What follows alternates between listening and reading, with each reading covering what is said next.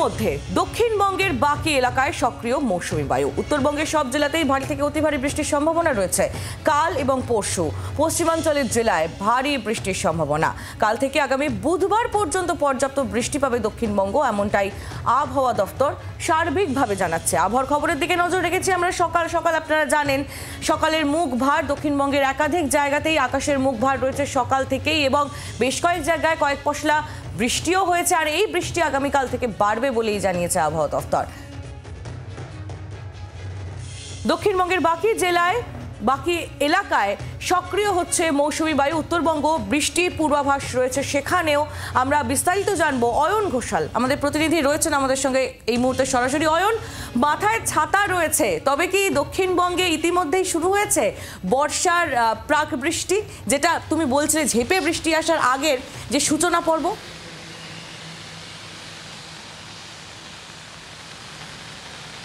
আলিপুর আবহাওয়া দপ্তরের পূর্বাভাস একেবারে অক্ষরে অক্ষরে মিলেছে। আজকে শুক্রবার সকাল থেকেই দক্ষিণবঙ্গের জেলায় জেলায় শুরু হয়েছে বৃষ্টি। এখনও পর্যন্ত এই বৃষ্টি কাঙ্ক্ষিত নয়, যে বৃষ্টির পরিমাণ, তীব্রতা এবং ব্যাপকতা আগামীকাল বাড়বে। শনি, রবি, সোম, মঙ্গল এমনকি বুধবার সকালেও দক্ষিণবঙ্গের একাধিক জেলা কোথাও মাঝারি কোথাও ভারী বৃষ্টি পাবে। উপকূলের জেলার কোনো কোনো জায়গা অতি ভারী বৃষ্টিও পেতে পারে। তবে এখনও পর্যন্ত যেটা আলিপুর আবহাওয়া দপ্তর জানাচ্ছে সেটা হচ্ছে এই বৃষ্টি, যেটা বারবার আমরা বলছিলাম, তোমার সাথে এ নিয়ে একাধিকবার কথা হয়েছে, যে দক্ষিণবঙ্গে মৌসুমি বায়ু সেটার প্রবেশটা ছিল আংশিক। হলদিয়া উপকূলে দীর্ঘ সময় ধরে সেটা আটকে ছিল, ঠিক যেমন কয়েকদিন আগে উত্তরবঙ্গের ইসলামপুরে দীর্ঘদিন ধরে আটকে ছিল মৌসুমি অক্ষরেখা। এবার এই যে আটকে থাকা মৌসুমি বায়ু, এই বায়ুটা গতি পেল। কেন গতি পেল? তার কারণ পশ্চিম মধ্য বঙ্গোপসাগরে ইতিমধ্যেই তৈরি হয়েছে একটি ঘূর্ণাবর্ত, যে ঘূর্ণাবর্ত খুব সম্ভবত আগামীকাল শনিবার দুপুরের পর পরিণত হতে চলেছে নিম্নচাপে। একটি অনুঘটক বা ক্যাটালিস্টের প্রয়োজন সবসময় থাকে। এক্ষেত্রে অনুঘটকের কাজ করছে এই নিম্নচাপ, এবং সেই নিম্নচাপের হাত ধরেই বৃষ্টি বাড়ছে বঙ্গে। ইতিমধ্যেই আমি আমার ক্যামেরা বন্ধু তরুণকে অনুরোধ করব দেখাতে।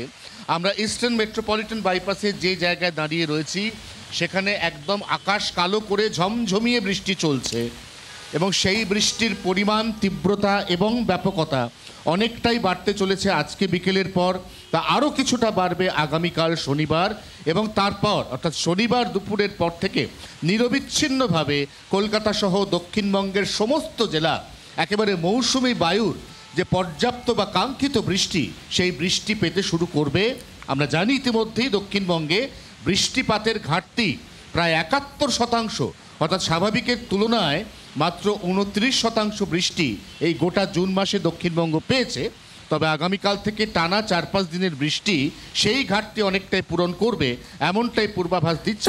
সঙ্গে থাকো অয়ন, যে ছবি এই মুহূর্তে তোমার ক্যামেরা বন্ধু আমাদের সামনে তুলে ধরছে, সেই ছবি দেখানোর লোভটা আমি সামলাতে পারলাম না, যেখানে দেখা যাচ্ছে যে বৃষ্টির বড় বড় ফোঁটা জলের ওপর পড়ছে, আর সেটা এত সুন্দর দেখতে লাগছে। এত গরমের পর এই বৃষ্টিটা যেমন শরীর মনকে শান্তি দিচ্ছে, তেমন যেন চোখেরও শান্তি হচ্ছে এই ছবি দেখতে দেখতে। যেমনটা তোমার সঙ্গে কথা হচ্ছিল অয়ন, যেমনটা তুমি জানাচ্ছিলে যে ৭১% প্রায় ঘাটতি রয়েছে দক্ষিণবঙ্গে বৃষ্টির। এই যে বৃষ্টির স্পেল এই মুহূর্তে শুরু হচ্ছে, সেই স্পেলও কি ৭১% বৃষ্টির ঘাটতি মানে যে মেটাতে সক্ষম, বা নাকি এরপরও আরও এরকম স্পেল আরও বেশ কয়েকটা তো প্রয়োজন? না, আগাম যে পূর্বাভাস বর্ষার দেওয়া হয়েছিল, সেই পূর্বাভাসে দিল্লির মৌসুম ভবন প্রায় মাসখানেক আগেই জানিয়েছিল যে পশ্চিমবঙ্গের দক্ষিণ ভাগ অর্থাৎ দক্ষিণবঙ্গ, সেখানে ২০২৪ সালে সার্বিকভাবে একটা বৃষ্টির ঘাটতি থেকে যাবে। সেই ঘাটতির পরিমাণ শেষ পর্যন্ত ১১ থেকে ১৪% কাছাকাছি পর্যন্ত থাকতে পারে। তবে এই মুহূর্তে জুন মাসের যে ঘাটতি, এটা জুলাই বা আগস্ট মাসে অনেকটাই পূরণ হবে, কারণ বৃষ্টি চলবে সেপ্টেম্বর মাস পর্যন্ত। এমনকি অক্টোবর মাসের প্রথম সপ্তাহ বৃষ্টি পিছু ছাড়বে না, অর্থাৎ বৃষ্টি চলবে দীর্ঘ সময় বা দীর্ঘদিন। কিন্তু সেই বৃষ্টি উত্তরবঙ্গে যেরকম অতিবৃষ্টি, দক্ষিণবঙ্গে এই বছর সার্বিকভাবে কিন্তু কিছুটা বৃষ্টির ঘাটতি থাকবে। উত্তরবঙ্গের কথা যখন তুললে অয়ন, তখন তুমি আমাদের সঙ্গে থাকো। উত্তরবঙ্গের কি পরিস্থিতি আমরা জেনে নেব। উত্তরবঙ্গেরই আমাদের প্রতিনিধি জলপাইগুড়ি থেকে রয়েছেন আমাদের প্রতিনিধি প্রদ্যুৎ দাস আমাদের সঙ্গে। প্রদ্যুৎ, দক্ষিণবঙ্গে বহুকাঙ্ক্ষিত বৃষ্টি এসেছে এই মুহূর্তে। কিছুক্ষণ আগেই অয়ন আমাদের সামনে যে ছবিটা তুলে ধরছিল সেখানে আমরা দেখছিলাম যে বেশ বৃষ্টি হচ্ছে এবং এটা আগামীকাল থেকে আরো বাড়বে। উত্তরবঙ্গে তোমরা যারা রয়েছো, উত্তরবঙ্গের দাবি হচ্ছে বৃষ্টিটা একটু ধরুক, সেই ধরার সম্ভাবনা তো এখন নেই, উল্টে আরো বাড়ছে। কি ছবি? একদমই তাই। উত্তরবঙ্গে কিন্তু বৃষ্টির পরিমাণ অনেকটাই বেশি এবার। এখন এই মুহূর্তে কয়েকদিন ধরে লাগাতার বৃষ্টি, মাঝে মধ্যে বৃষ্টি না হলেও কিন্তু বৃষ্টির পরিমাণটা বাড়ছে এবং এই বৃষ্টি শুধু সমতলে নয়, পাহাড়েও বৃষ্টি হচ্ছে এক নাগারে। সে কারণে কিন্তু তিস্তার জল ফুলে ফেপে উঠছে। এই মুহূর্তে আজ সকালে কিন্তু সকাল 6টায় গজলডোবা, জলপাইগুড়ির গজলডোবা তিস্তা ব্যারেজ থেকে 1990.42 কিউমেক জল ছেড়েছে, এমনটাই জানা গেছে জলপাইগুড়ি সেচ দপ্তর সূত্রে কন্ট্রোল রুম জানিয়েছেন। এবং শুধু তাই না, মেখলিগঞ্জ বাংলাদেশ বর্ডার অসংরক্ষিত এলাকায় আজ কিন্তু জারি রয়েছে হলুদ সতর্কতা। এই পাশাপাশি NH-31 জলঢাকা নদীর সংরক্ষিত এবং অসংরক্ষিত এলাকায় রয়েছে হলুদ সতর্কতা।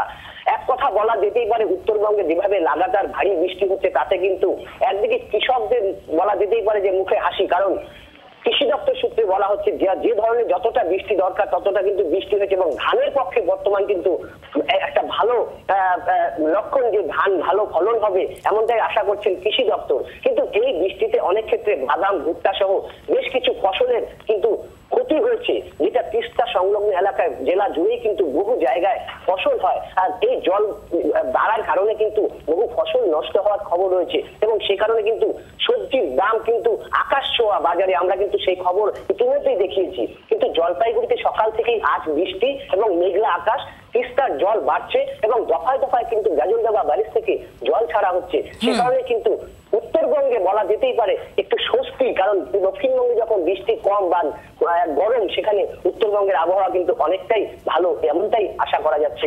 আহিলি, একেবারে প্রদ্যুৎ, তুমি আমাদের সঙ্গে থাকো। প্রদ্যুৎ দাস আমাদের প্রতিনিধি ছিলেন আমাদের সঙ্গে।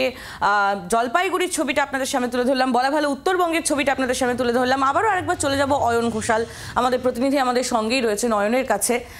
অয়ন, উত্তরবঙ্গের ছবিটা আমরা দেখছিলাম যে সেখানে যেমন সাধারণ মানুষের সমস্যা হচ্ছে, কিছুটা অবশ্য চাষেরও সমস্যা হচ্ছে, আবার কিছু ক্ষেত্রে সেটা সুফলও দিচ্ছে। অর্থাৎ উত্তরবঙ্গের এখন এই মুহূর্তে যেটা পরিস্থিতি, খুব মিশ্র একটা অবস্থা।